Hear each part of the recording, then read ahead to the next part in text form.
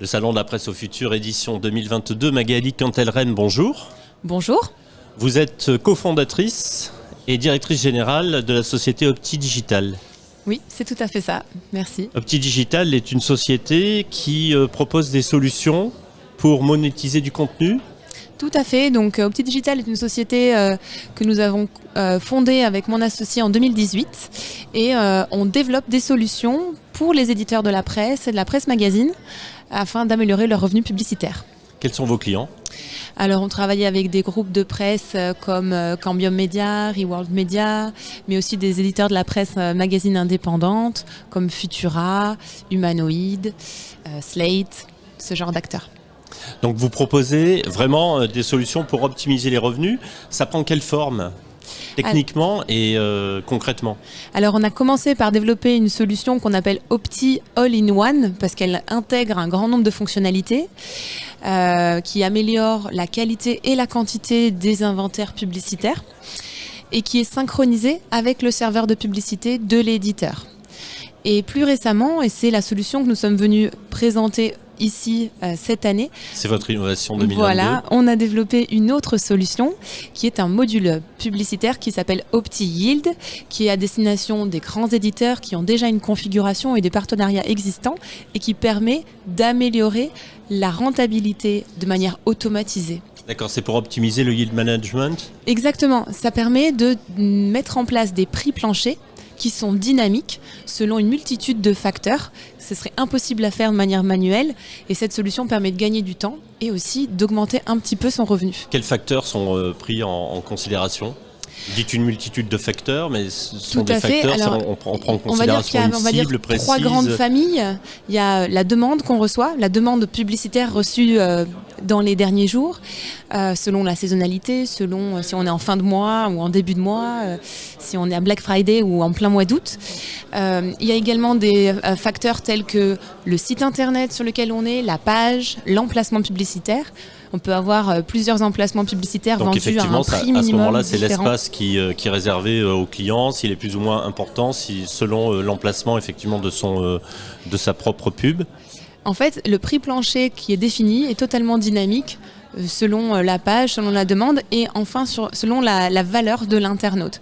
Il y a des internautes qui ont plus de valeur que d'autres parce qu'ils ont un historique de navigation et donc on peut les cibler avec des cookies notamment et donc ça a plus de valeur. Donc sur ces segments-là, les prix planchers appliqués sont un peu plus élevés, ce qui permet de stimuler les prix vers le haut et de récupérer la vraie valeur des inventaires publicitaires.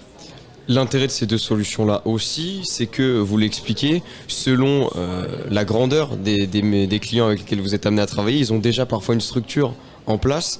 Comment justement vous vous positionnez sur ça ? Est-ce que vous proposez des solutions du coup quasiment abouties ou par exemple dans d'autres cas vous êtes plus à l'écoute parce que vous savez qu'il y a encore beaucoup de choses à bâtir finalement ? Alors tout à fait, ça dépend de la situation de chaque éditeur. Sur des éditeurs de taille moyenne qui ont parfois moins de ressources en interne, qui ont déjà des gros challenges en termes de faire croître l'audience, etc. Sur le SEO, ils n'ont pas forcément les moyens d'investir. Donc là, notre première solution qui intègre de nombreuses fonctionnalités est les plus adaptées. Ça leur laisse quand même la possibilité de gérer en toute autonomie la diffusion de campagnes en gré à gré, de deals programmatiques dans leur serveur de publicité. Inversement, pour un éditeur qui a déjà des ressources, qui a déjà une équipe, qui a déjà construit toute une stack publicitaire et des partenariats, on ne leur demande pas de tout remettre en cause. En fait, on leur propose un petit module qui, lui, va être efficace. En complément de l'organisation. Ce module va permettre d'optimiser leurs tarifs publicitaires, leur grille de tarifs déjà établie, préétablie. Alors, généralement, la majorité des éditeurs aujourd'hui utilisent ce qu'on appelle des prix planchers de manière défensive, c'est-à-dire assez faible, et ils comptent sur les enchères du header bidding pour faire monter les prix parce que ça fait une compétition qui fait monter en fait les enchères. Ça crée une dynamique en fait. Voilà. Mais même dans ce climat, même dans cet environnement d'enchères au premier prix, ce qu'on a démontré avec Opti Yield, c'est qu'on peut faire augmenter le revenu pour 1000 opportunités de vente en stimulant les prix avec des prix planchers dynamiques. Et quel est votre business model ? Parce qu'en fait, pour un client, il va venir chez vous et essayer de récupérer cette solution? Alors, ça dépend. Quelle est la solution? Sur notre solution tout intégrée Opti All-in-One, non, on facture une commission sur l'ensemble du chiffre d'affaires programmatique en enchère ouverte. En revanche, sur la solution Opti Yield, comme notre solution permet de calculer un uplift, un revenu incrémental, on se rémunère avec une commission uniquement sur cet uplift. Depuis tout à l'heure, on parle du fond.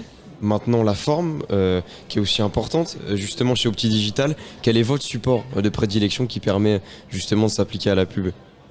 Notre support, vous voulez dire quels sont les éditeurs Non, le modèle, on va dire, là, on en avait parlé en antenne il y a quelques instants, c'est le digital qui prime justement sur tous les organes de presse. C'est le digital qui est mis en avant. Pourquoi ce choix-là, justement?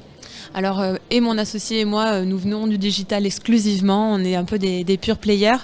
Et on a décidé de s'adresser à la presse parce qu'on avait la sensation qu'il y avait déjà beaucoup de technologies utilisées par les annonceurs, les agences pour arriver à optimiser leurs achats programmatiques. Et en revanche, parfois, des acteurs de la presse qui avaient du mal à mettre en place une configuration de manière assez technique, mine de rien.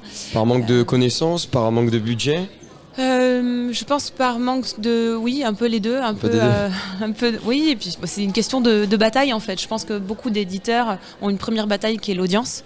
Arriver à capter suffisamment de visiteurs sur son site. Et puis aussi arriver, si c'est possible, à les convertir en abonnés quand on a... La marque oui, la média... quantité, c'est une chose. Après, il faut effectivement retirer la quintessence, l'essence et la qualité à la sortie, quoi. La qualité de l'audience, c'est aussi essentiel. Donc nous, on est vraiment exclusivement sur la monétisation publicitaire en digital. Qu'est-ce que vous attendez de ce salon La Presse au futur? Consolider un marché, découvrir de nouveaux clients, mettre en avant des innovations? Alors nous, c'était une manière de présenter Opti Yield, qui est une innovation au niveau international. Il y a très peu d'acteurs qui font ce type de solution aujourd'hui. Donc c'était premièrement ça, obtenir des retours aussi d'éditeurs sur cette solution, est-ce que ça correspond à leurs besoins? Et les retours, vous les avez? Oui, ils sont très enthousiasmants, très encourageants. Ils sont encourageants, positifs. Tout à fait. On est très heureux d'avoir rencontré des éditeurs, d'avoir pu échanger avec eux et c'est une belle édition. Eh ben, très bien. Magali Quintel-Rennes, merci. Je rappelle que vous êtes cofondatrice de la société Opti Digital. Merci. Merci d'être venu sur notre plateau cet après-midi. Au plaisir. Au revoir.